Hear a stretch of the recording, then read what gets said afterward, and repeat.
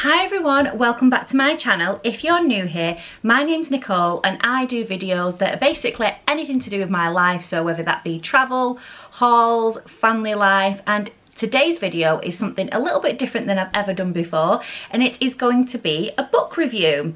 So I have really gotten into reading in 2023. It's something I used to do a lot years ago.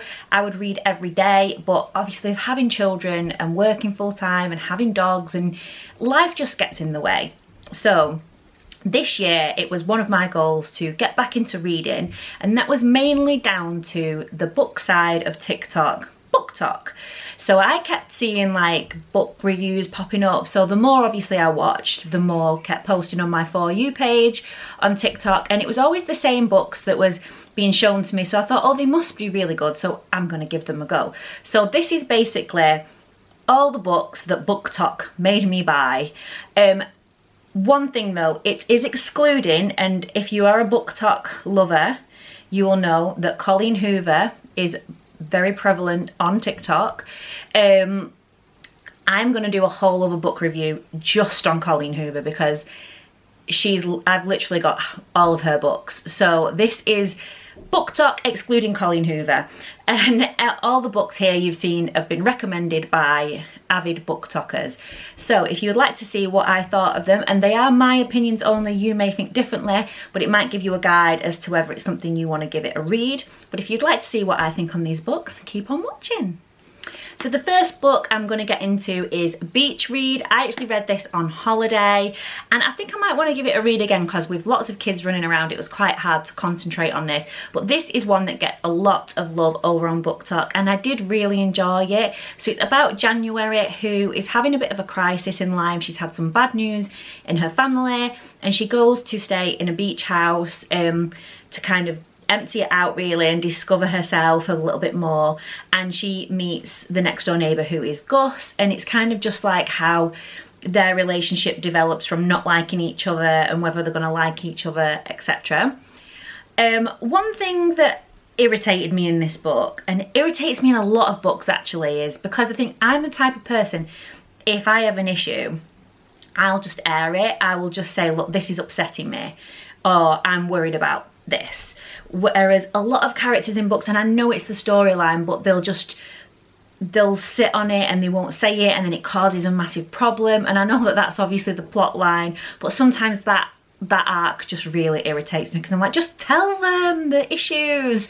So there is a little bit of that in here, but it doesn't ruin the story. It's just my own personal ick on the way that characters are. But I did really like the characters in this book. I did really like the story of the book, and it was a really nice light-hearted read for holiday. So I would definitely recommend this if you love like a good romance novel. The next book I don't actually have with me because I got it out in the library, and it is The Flat Share by Beth O'Leary. Now I'd seen this one recommended, and this was one of the very few books that I actually read the blurb for on the back. I'm not a blurb reader. If you recommend it, I'll give it a try and I'll go in there surprised, which I actually quite like doing. But with this, I read the blurb and I was a bit like, I don't know if I'm gonna like this story, and I went in thinking this isn't gonna be something that I like. But I ended up being hooked by the story and I loved it so much. And if you've noticed, they have done a TV series of this book, so it's obviously a good one to get a TV series. It's about Tiffy, who has recently been dumped by her boyfriend and kicked out, so she has nowhere to go and only a small salary, so she can't really afford anywhere. She lives in London, which is very expensive.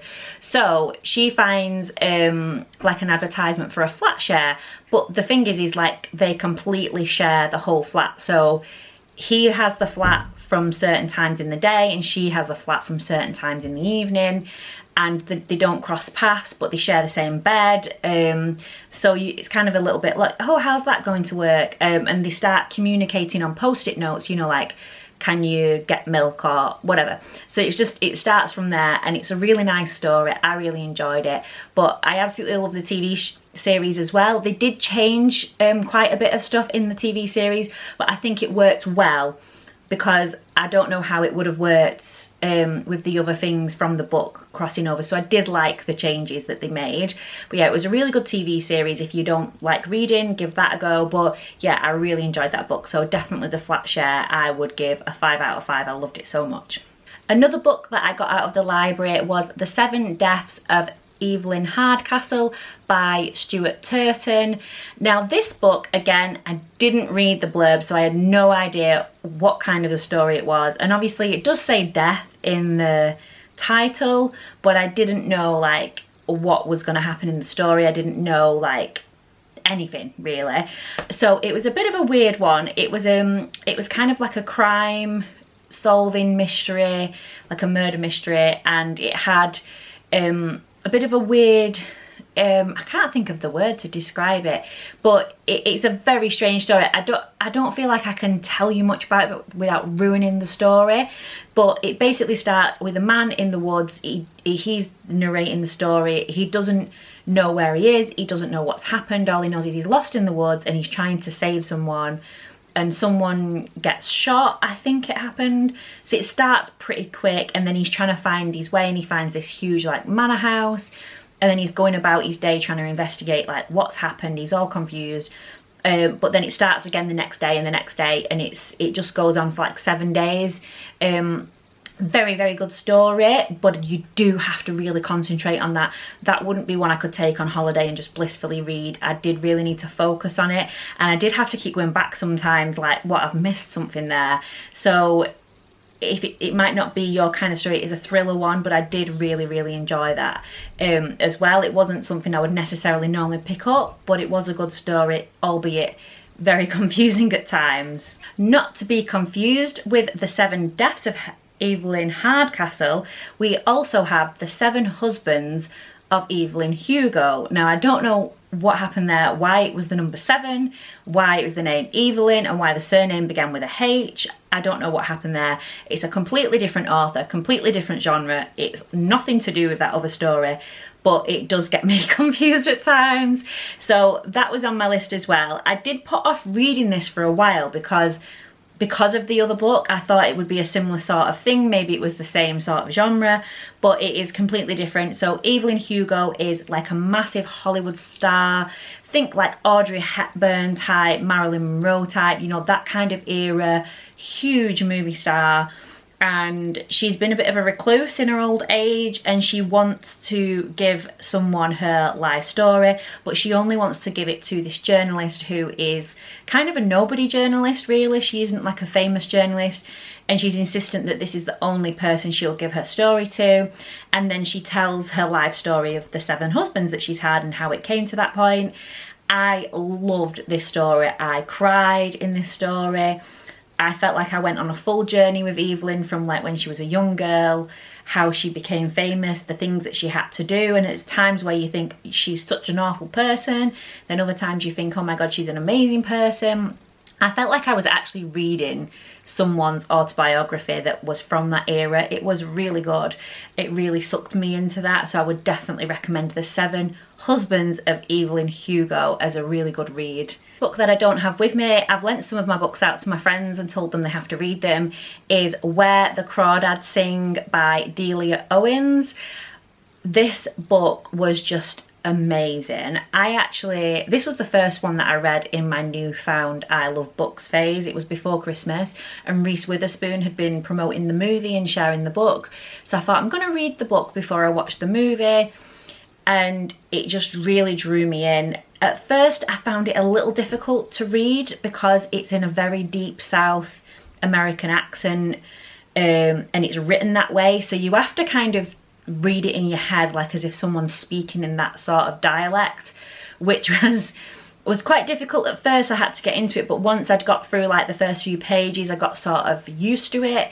It's set in like the 60s, I think it was, but it goes back, so you have the present day, which is like the 60s, where a man has been found dead. They don't know whether he's been killed or whether it was an accidental death, but then they're investigating it as a murder. And then it goes back in the past to follow Kaya's story. So Kaya is a girl that lives in the marshlands, and they call her like the marsh girl, and they're not very nice to her in the town, but it follows her story as she's a child and grows up, and then the story of this other guy whose murder's being investigated and what happens with that. So that was just such an amazing story. It was really well written. It was a beautiful story, and the film is a great adaptation of the book. Obviously they missed some parts out of it, but I think that for consistency and for how they wrote it out, I thought that they adapted the story really well for the movie, because I was thinking, how are they going to do that? But they did an amazing job with it, so well done on that. But I definitely recommend that story as well. One book I really enjoyed was A Good Girl's Guide to Murder. Funny story, I actually asked in the library if they had this book, and she asked me if it was in the non-fiction section, like I was asking for a how-to guide. So this was in the young adult section, which I didn't realise, but it is a really good story. It is about Pippa, who is writing a paper on a local murder that happened a few. So whilst Pippa is like writing this paper and she's investigating this murder, things start happening. So it's like the real murderer's out there and they're trying to stop her from finding out, you know, the more she uncovers. It's a really good story. I really enjoyed reading it, so I definitely recommend that one. So this book, Red, White and Royal Blue, was heavily recommended on BookTok. However, I was not a fan. I haven't, and I'll show you where I'm up to. I started reading this in like February, March time, and I actually didn't read for a full month because I just couldn't bring myself to pick it up. It's not a bad story, I just couldn't get into it. So it is about two men. One of them is the first son, so the president's son, and the other one is of a Prince of England. Now, one thing that was really irking me in this story is that they kept making mistakes around the titles of the royal family, and also they invite the first son over at the weekend to go on This Morning, and as you all know, This Morning is not on a Saturday, so that really annoyed me. And obviously I don't really know much about the president and the things that go on over in the White House and all that side of things in Congress and stuff, so I don't know if there's any mistakes in that side of things.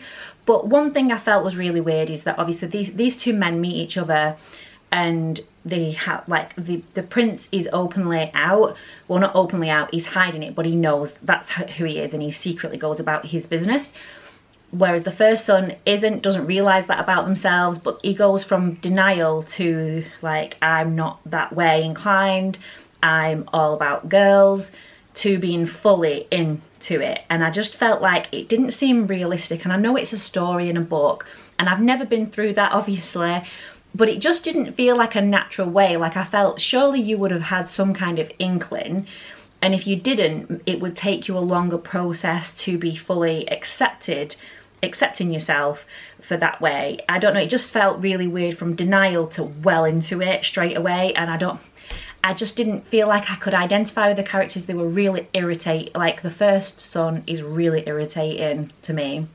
I don't know, and it's got to a point in the story where I wasn't interested in picking it back up. So you might really enjoy it, but it wasn't for me, and maybe one day I'll finish it and find out what happens, but for now it's on pause. So I've just got finished reading The Silent Patient and I really enjoyed it. It's a psychological thriller. I don't know if it's because psychology is my degree, which is why I really enjoyed it.